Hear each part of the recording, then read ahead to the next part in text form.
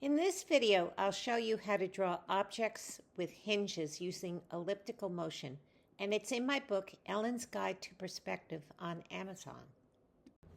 To divide an ellipse or cylinder into equal units, start with the circle and divide the circle into equal parts. Then find where these lines hit the circle and transfer those positions over to the ellipse.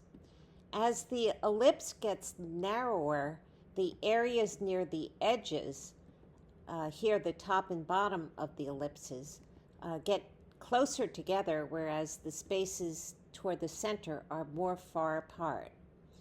When a cylinder is divided using the same method from the circle above, you can see that the lines near the edges are closer together than the lines in the middle.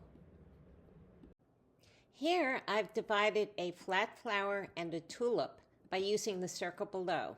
So the petals on the edges are narrower than the ones in the middle. In this case, I put the flower in a trapezoid, so the petals in back are nearly as wide as the ones in front, but just much shorter in this direction. The handle of this pail is elliptical, and it has to touch the two fixation points here and here, and its tip is on this elliptical pathway.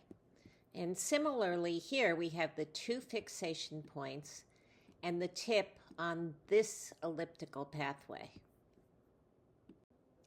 Ellipses define objects that turn around in hinges like books, windows, and doors. To draw the book, we can start with this cylinder, which is the basic unit, and divide the ellipses on each end to represent pages, and have them meet at the center of each ellipse. This represents the spine of the book, and then we start developing pages in that book like this. Swinging windows and doors get larger as they approach the viewer because the cylinder is wider in front than in back. These panels converge toward a vanishing point on eye level. Now, books, in contrast, don't show much diminution with depth because they're small objects close to us.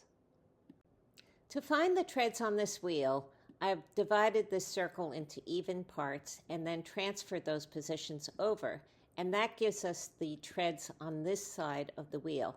And then we can just go through the center to find the treads on the other side of the wheel. The lid of the box circles around its hinges following these two elliptical paths. When the lid is upright, these yellow lines, it lies behind the geometric center, which is the green line. To appreciate this, I turn the image around so that the red line is horizontal, and now you can see that the green line is perpendicular to it, so it represents the geometric center of the semicircle. The yellow perspective line divides the semicircle so that it has a large area in front and a smaller area in back. When drawing lids, identify the most extreme movements, which here is horizontal and vertical, forming a quarter circle, so the edges of the lid must follow this circular shape. Notice that the undersides of the lid, these orange dots, are placed so that the lid can clear the box when it moves. Here I've combined inclined planes with elliptical movements. So the planes are connected together by this black line, the hinge, and they all converge toward vanishing points on this vertical line. Their front corners are connected by this green ellipse, and their back corners are connected by this orange ellipse. This is what a DVD looks like when it's closed and when it's open. And I drew the lid in various positions. You can see that the lid needs this room here between it and the DVD so that it can clear the base when it closes. And each position lies between these two ellipses.